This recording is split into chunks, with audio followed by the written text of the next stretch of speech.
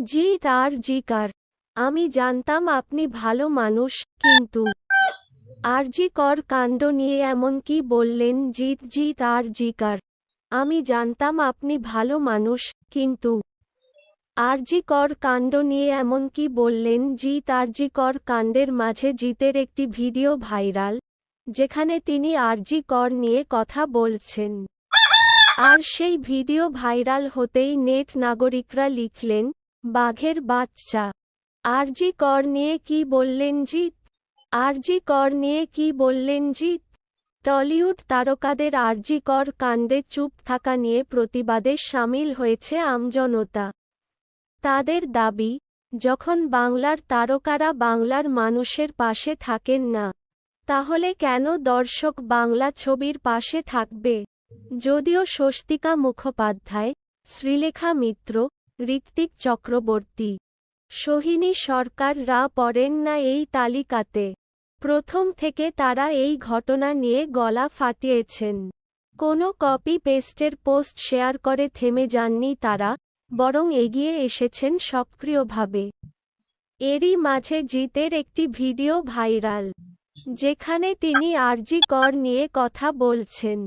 আর সেই video viral হতেই net নাগরিকরা লিখলেন, বাঘের বাচ্চা। জিতের যেই ভিডিওটি ভাইরাল হয়েছে, তা কোনো এক স্টেজ শো আর অভিনেতা বলছেন, আপনারা জানেন যে বিগত কয়েকদিন আগে আরজি কর হাসপাতালে একটা দুর্ঘটনা ঘটেছে।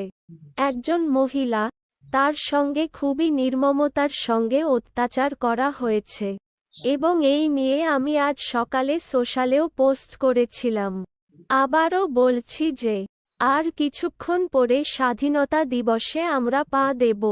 কিন্তু মাঝে মাঝে এরকম ঘটনা যখন ঘটে, আমরা সত্যিই কি স্বাধীন হয়েছি? আরও পড়ুন, জোট বাঁধলে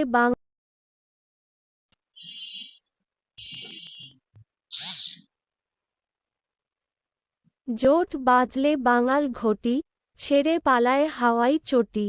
ডার্বি বাতিল নিয়ে সরব স্বস্তিকা, তাই আমাদের হাতে যতটুকু আছে, আমরা এখানে উপস্থিত যারা আছি তারা সকলেই সেই মহিলা ও তার পরিবারের প্রতি, তার আত্মীয় পরিজনের প্রতি, আমরা যদি পরিবারের শান্তি কামনার জন্য, আমাদের রাজ্যের শান্তি কামনার জন্য 1 মিনিট নীরবতা পালন করি, আমার খুব ভালো লাগবে।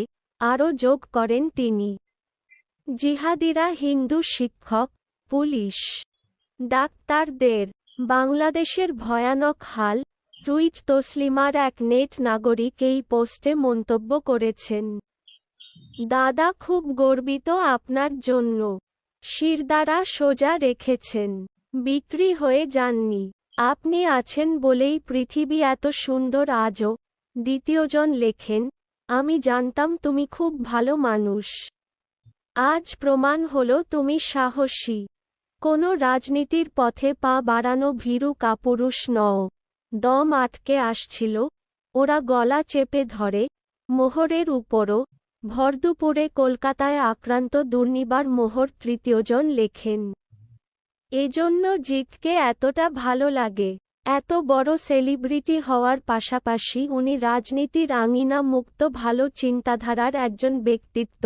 চতুর্থজন লেখেন, লক্ষ্মীর ভাণ্ডার আরও 500 টাকা বাড়িয়ে দিলেই কিছুদিন পর আরজি করের হত্যা ভুলে যাবে বাঙালি। কথাটা শুনতে খারাপ,